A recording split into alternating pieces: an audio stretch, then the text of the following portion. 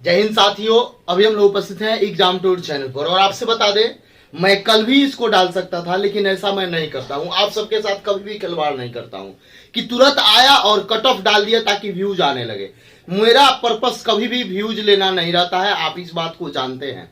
सबसे पहले आपको बता दें, कल जो आप लोगों का एग्जाम समाप्त हुआ, एग्जाम समाप्त होने के लगभग 5 से 7 घंटे बाद मैं कट ऑफ डाल देता हूं, लेकिन इसके पीछे रीजन ये है कि बारिश बहुत शाम तक होती रही, जिसके कारण मैं बहुत सारे अभ्यर्थी से नहीं मिल पाया।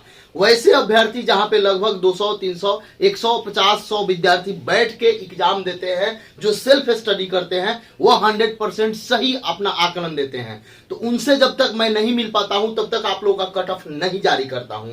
तो आप इस बात को समझे कि सबसे सटीक, सबसे बेहतरीन ये कट ऑफ आपके लिए होगा। और एक बात मैं बता दूं आपसे बंधु, कल मैं जो आपका आंसर की डाला उसमें लगभग 1 या 2 गलत है।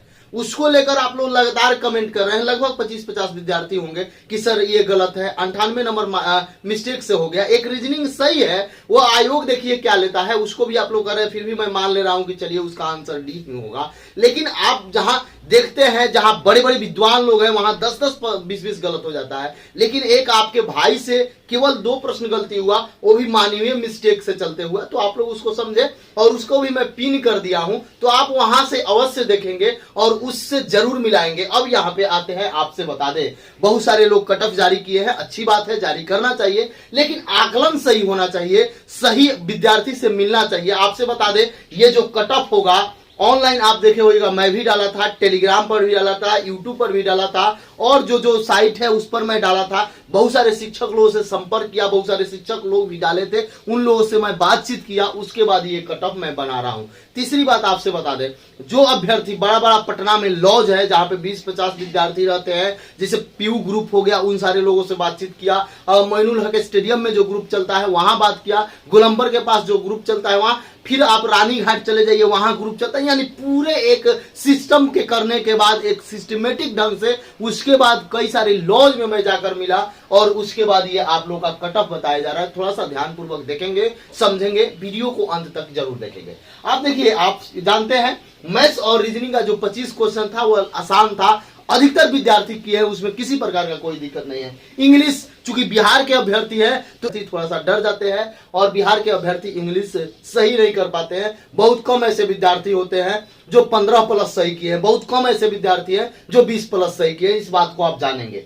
हिंदी में आइएगा तो अधिकतर विद्यार्थी सही किए हैं, 10+ सही किए हैं। उसके बाद जीके जीएस में आइएगा, यहां पर भी 15+, 17+ सभी विद्यार्थी सही किए हैं। लेकिन एक बात बता दें, जीएस में यदि वन लाइनर में आप गलत किए हैं तो आप समझिए आप अपने पैर पे कुल्हाड़ी मारे हैं। आगे ये कंप्यूटर 10 प्रश्न था, अच्छा विद्यार्थी सही किए। अब थोड़ा सा देखते हैं एक एवरेज, और ये आपका जो कट ऑफ बताया गया है सबसे अलग है, इस बात को आप समझिएगा। ये थोड़ा सा दिखा दे, उसके बाद आपको जीएस की बात करेंगे तो जीएस पेपर नॉर्मल था, कोई उस तरह का नहीं था। इंग्लिश हम लोग को बहुत कम आता है, क्योंकि हम लोग सरकारी विद्यालय से पढ़े हैं, जिसके कारण हम लोग को लग रहा था कि इंग्लिश बहुत तगड़ा है। आगे आइएगा, रिजल्ट की बात करेंगे तो लगभग 6000 के करीब में रिजल्ट दिया जाएगा। 5500 तो देना ही देना है, लेकिन ये रिजल्ट आपका 6000+ होगा, कम नहीं होगा, इस बात को आप समझिएगा। पिछला बार बहुत कम सीट था, उस अपेक्षा देखा जाए तो 550 सीट बहुत अधिक होता है। रिजल्ट लगभग आप ध्यान देंगे अच्छा तरीका से आएगा। अब यहाँ पे आइएगा,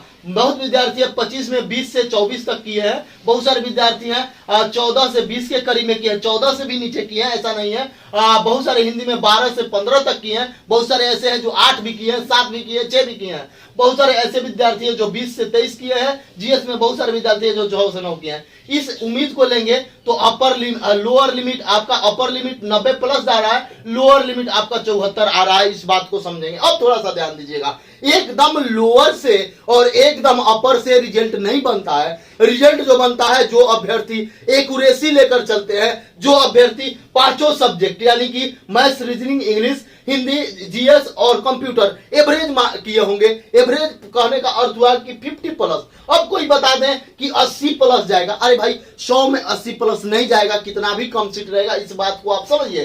क्योंकि 80+ करने वाले विद्यार्थी 100-150 होंगे, 80 प्लस 75 प्लस करने वाले, 90 प्लस करने वाले 25-50 विद्यार्थी होते हैं, 95 प्लस करने वाले मात्र 20 से 25 विद्यार्थी, तो उनसे नहीं ना बनता है। यहाँ संख्या लाना है 5,500 और उससे आपका कट ऑफ बनता है। तो अब यहाँ पे देख लेंगे, यदि आप जनरल हैं, मैं ये नहीं कह रहा हूं कि 100% कट ऑफ है, लेकिन आप लोग देखे होंगे वो बीपीएससी हो या बीएसएससी हो या बिहार के कोई एग्जाम हो या रेलवे एग्जाम हो, उसमें कट ऑफ क्यों मिलता है? क्योंकि इस पर मेहनत किया जाता है, इसके पीछे जो मेहनत किया जाता है उसी को लेकर। यूआर से यदि आप हैं, आपका 74 से लेकर 76 के बीच में है, यानी कि 70, 72, 73, 74, 75 ये आ रहा है, तो मेंस की तैयारी में लग जाए। क्योंकि मेंस है और मेंस में लिखना है, इसलिए रिजल्ट ये 6.5 भी हो सकता है, इवन कहीं कहीं देखिएगा कभी 7 भी हो सकता है। इस बात को समझिएगा, यहाँ पे ध्यान दीजिएगा, आगे समझने का प्रयास कीजिएगा। यदि आपका इससे ज्यादा आ रहा है तो आप तैयारी में लग जाए, मेंस की तैयारी में लग जाए। आगे आइए, यदि आप महिला है 68 प्लस आ रहा है, यानी कि 66 से लेकर 68 तक आ रहा है, तो आप तैयारी में लग जाए।